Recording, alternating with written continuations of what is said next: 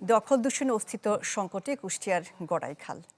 এ বিষয়ে আরো জানাতে আমাদের সাথে যুক্ত হচ্ছেন শরীফ বিশ্বাস। শরীফ বিশ্বাস, এই গড়াল খাল দূষণ এবং দখলে কারা দায়ী এবং এই দূষণ এবং দখল রোধে কী ধরনের কার্যকর ব্যবস্থা নেওয়া হচ্ছে?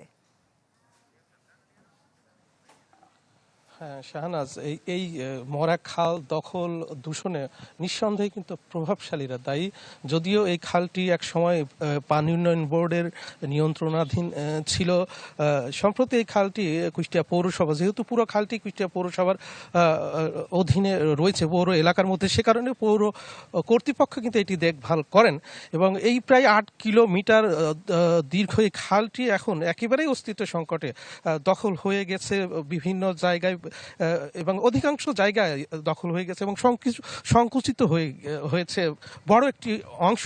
আমরা এই বিষয়ে সচেতন নাগরিক সমাজের একজন প্রতিনিধি রয়েছেন শাহনাজ, আমরা একটু তার সাথে একটু কথা বলার চেষ্টা করব।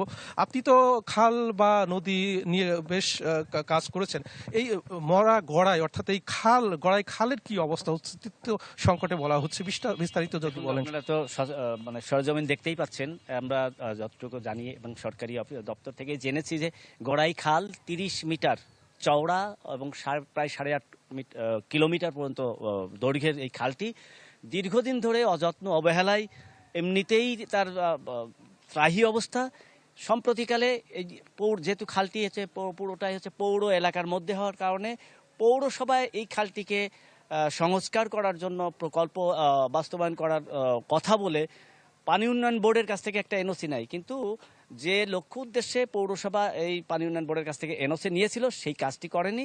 হয়তো সেই প্রজেক্ট কিভাবে বাস্তবায়ন করেছে তাও আসলে আমরা দেখতে পাইনি। আপনারা দেখতে পাচ্ছেন যে এই যে খালটি যে প্রায় ৩০ কিলোমিটার চওড়া খালটি যে আশপাশে যদি দেখেন এবং প্রায় আসলে এই সামাজিক সচেতন নাগরিক সমাজের প্রতিনিধি বলছিলেন, যারা এই পৌর কর্তৃপক্ষ খালটি তাদের অধীনে নিলেও খাল সংস্কারে কিন্তু তারা কার্যকর কোনো পদক্ষেপ নেননি।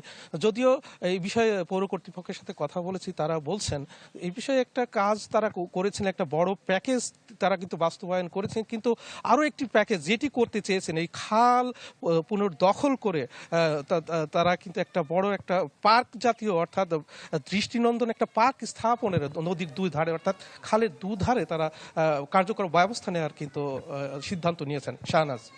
জি শরীফ বিশ্বাস, বুঝতে পেরেছি, আপনাকে ধন্যবাদ।